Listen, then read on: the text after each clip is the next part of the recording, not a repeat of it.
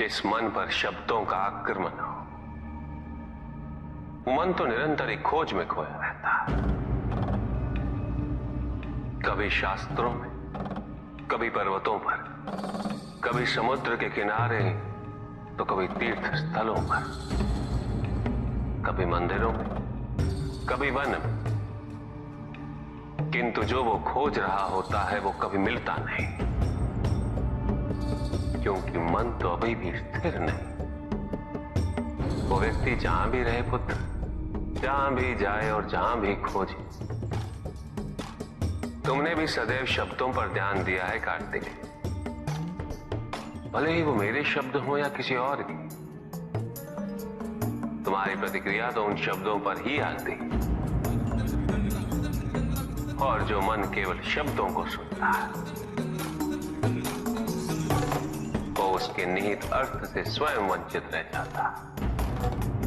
शब्दों की सत्यता को समझने के लिए, उनकी अनुभूति के मन में शांति के साथ साथ रिक्तता भी अनिवार्य है, शून्यता भी अनिवार्य है। मन में इतना स्थान होना चाहिए पुत्र कि वो शब्दों के परे पहुंचने की यात्रा कर सके। किंतु मन कभी शून्य नहीं रहता, रिक्त नहीं रहता। वो सोचता है कि शब्दों का आधिक्य ही ज्ञान अर्जन है, शब्दों से ही ज्ञान है, इसलिए शब्दों का संचय करता रहता है। मन ये नहीं जानता कि परम ज्ञान तो शब्द अतीत है,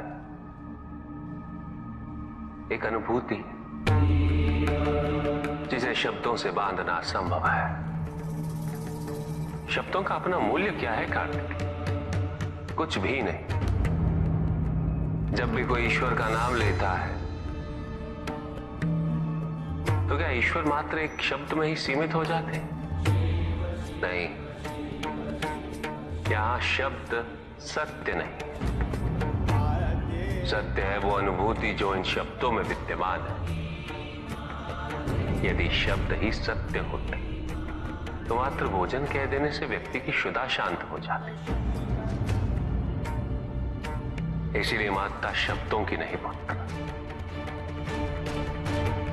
उस अनुभूति की है जो उन शब्दों से संबद्ध है। यदि शब्द नहीं भी होते तो वे ईश्वर अवश्य होते। यदि शब्द नहीं भी होते तो सुख और दुख की अनुभूति अवश्य होती, जल की शीतलता की अनुभूति होती, सूर्य की ऊष्मा और चंद्र की शीतलता की अनुभूति होती, प्रेम की अनुभूति होती। किंतु यदि अनुभूतियां ना हो तो शब्द निरर्थक है। शब्दों से तृप्त हो जाना ज्ञान का अंत है, अज्ञानता का प्रारंभ है। ज्ञानी वही है जिसके पास अनुभूतियां, अनुभव हो, और उसके लिए मन को शांत व रिक्त तो करना ही पड़ेगा पुत्र।